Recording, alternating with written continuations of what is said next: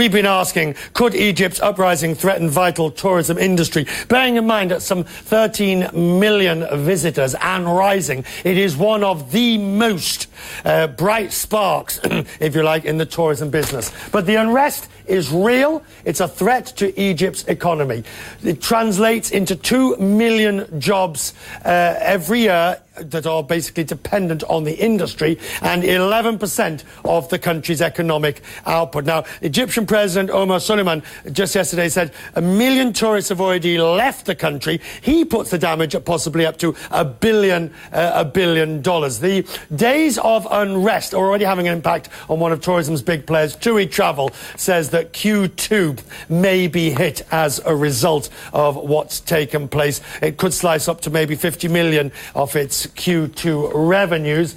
And of course, TUI, one of, if not the largest tour companies in Europe, certainly one of the most significant operators down to Egypt, Cairo, Sharm, Hurghada, Alexandria, and so on. So we need to talk about that, and my next guest will do just that. Joining me now is Christian Kull, TUI's communications chief, who joins me. Good evening to you. Good evening. Let's first of all talk about how many people you've moved out, what you're telling people they need to do.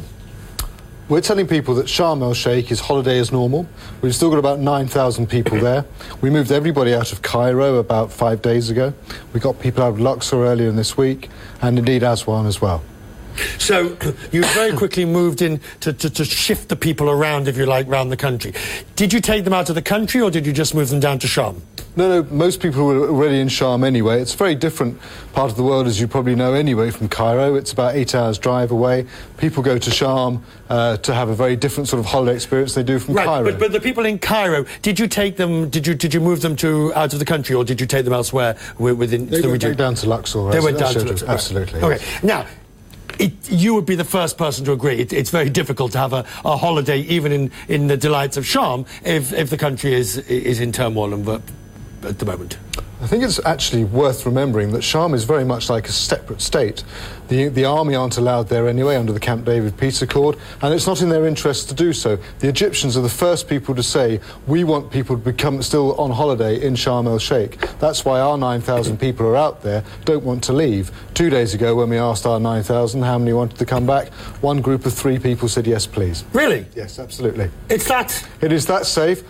If it wasn't that safe, Richard, we wouldn't be flying people out there. We're still flying people out there. No. Really? Absolutely. Yeah, we still fly out to Sharm el-Sheikh. Demand has dipped across Egypt. It would be silly not to. You quite rightly said so as well. But we're a resilient lot, the British holiday-making public, and they're determined to go somewhere, and a lot of them are still going to Sharm el-Sheikh. Let's talk just more generally on this.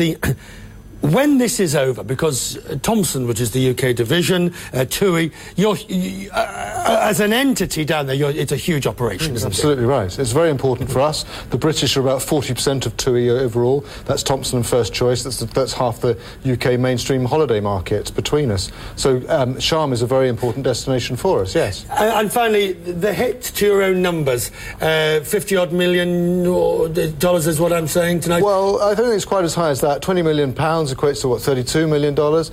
It might be slightly more than that, it might be slightly less. But at the moment, we are focusing on the safety of customers. And as I say, those who are going elsewhere are still booking with us as well.